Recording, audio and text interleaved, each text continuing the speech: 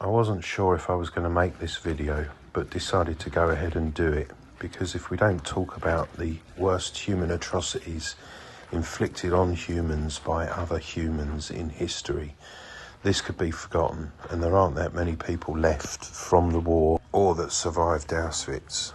There is some actual footage of gas chambers in it, but I've left a warning in the voiceover if you want to skip forward on that part. I'm not saying jump on a plane and take your kids to Auschwitz, just more educate them, inform them of it, and let them make their own decisions. But most of all, don't let it be forgotten.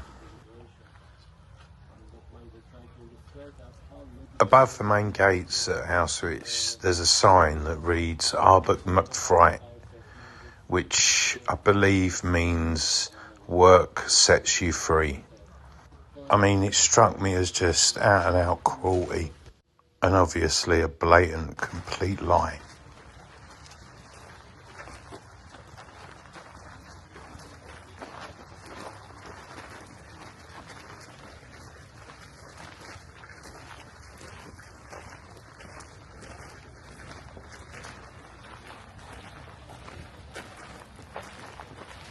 You can visit the museum with a guided tour or on your own, but I suggest taking a guided tour because you get the information that you need and it's more accurate. This place is heartbreaking and overwhelming. It left us exhausted and silent in the reality of the Holocaust and the capacity for human cruelty. Almost immediately you begin to feel the actual weight of the atrocities that have occurred in this place.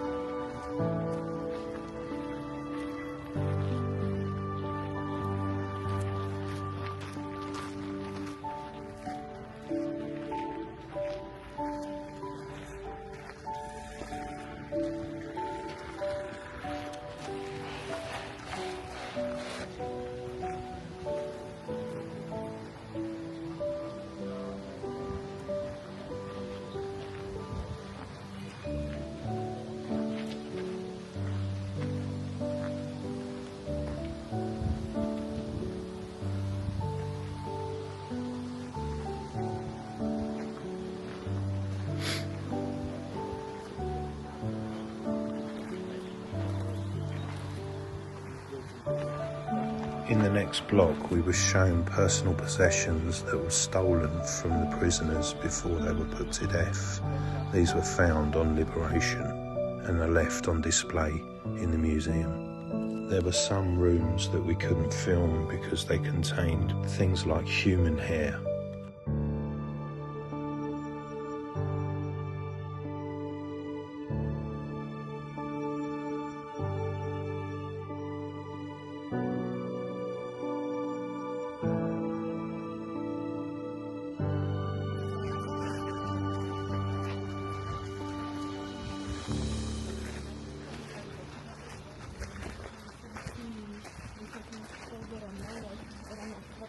Zmienić to szybko i mocno.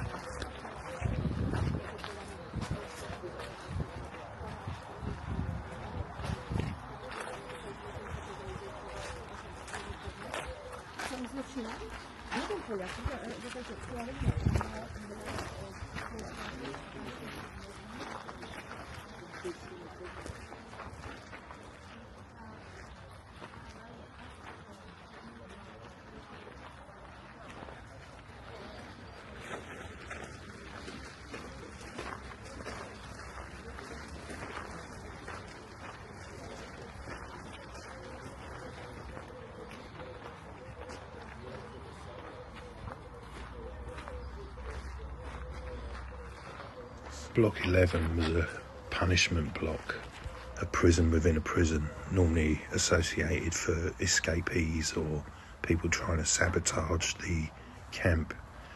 It had normal cells in it with windows, it had cells with no windows and just vents where people slept on the floor. And in 1942 they introduced standing cells, which were 4 spaces which measured 1 square metre, and each of those spaces 4 people stand all night and then go to work for 11 hours the next day and return for more punishment the following night. Punishment in these cells could last from anything for a few days up to a few weeks. This block was also known as the death block and had the death wall run down by the side of it. The Gestapo carried out punishments by firing squad. Block 11 was also a courtroom where the Gestapo held court trials.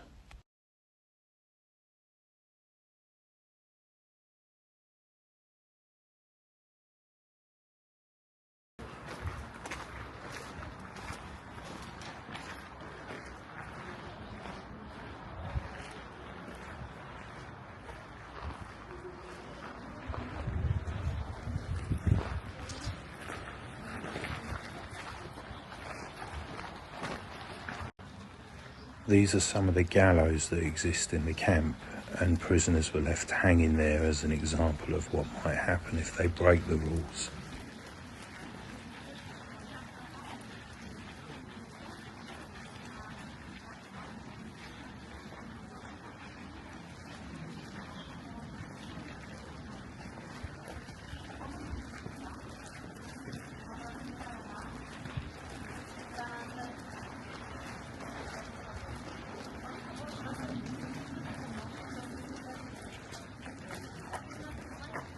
Block 10 was the medical block, where men, women and children were experimented on.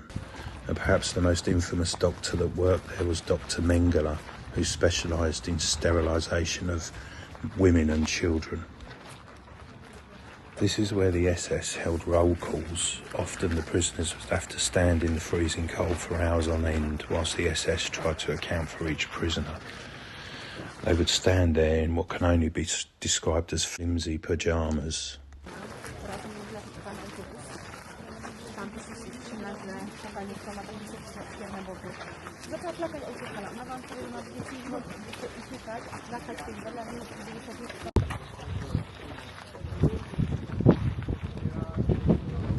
Gas chamber 1. In the next few scenes there'll be actual footage of inside the gas chamber. So if you don't want to see that, you can skip forward about a minute from now. I agonised whether to include this footage, but decided that it was important to show the pain and suffering of these people and what the conditions were actually like in the last moments of their lives. You may have watched films where the gas comes out of shower heads. That's not the reality. There are no shower heads. The gas comes through the ceiling and the people are trapped.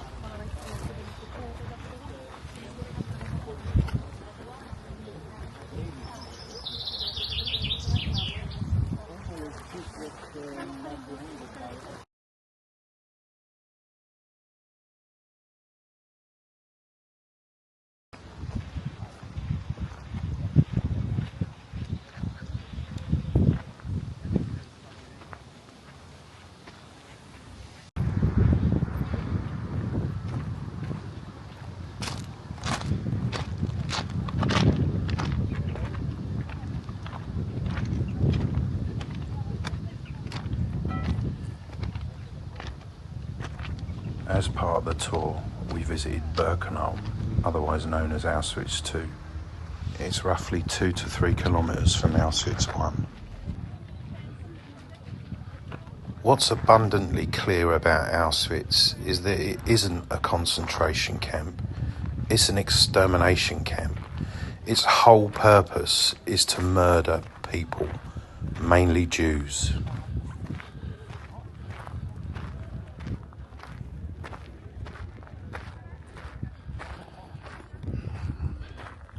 So this is Auschwitz Birkenau. Auschwitz Birkenau, or Auschwitz II, is a huge camp. And the villages were cleared on the outskirts of the camp, and the Poles were deported to elsewhere in Poland. Prisoners were deported from all over Europe to here.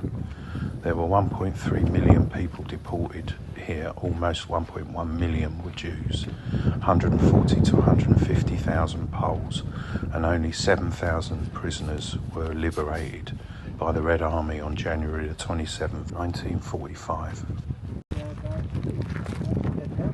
Prisoners were deported for 7 or 8 days in these little tiny railroad trucks with squalid conditions, hardly any food or any water, and hardly any possessions. The possessions they brought with them suggested that they thought they could see the war out in this camp. But as we know, this was mainly stolen from them, and hardly any of them survived. As they arrived at Birkenau, they were subjected to the selection process carried out by doctors such as Mengele, who decided whether they stayed at Auschwitz Birkenau or moved on to Auschwitz I. And we know what happened in Auschwitz I. Whole families were separated at this point. There wasn't panic here because the people thought that they were going to a family camp and that they were going to survive the war here. Even at this point, they'd heard rumours, but they chose to believe that they could survive the war here. For many, this was the last time they saw their loved ones.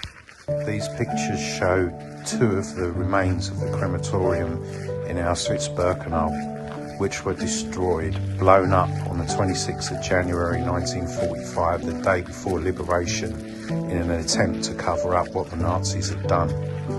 900,000 Jews were killed in these gas chambers.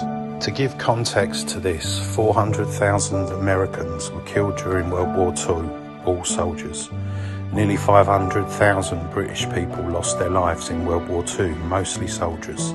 900,000 Jews were murdered in these 2 gas chambers alone, mostly civilians. This block shows the typical living conditions where up to 800 people were crammed in, often without being able to clean themselves for days and even weeks on end. They would sleep up to 9 people per level in each bunk, with the newest arrivals having to sleep on the brick floor.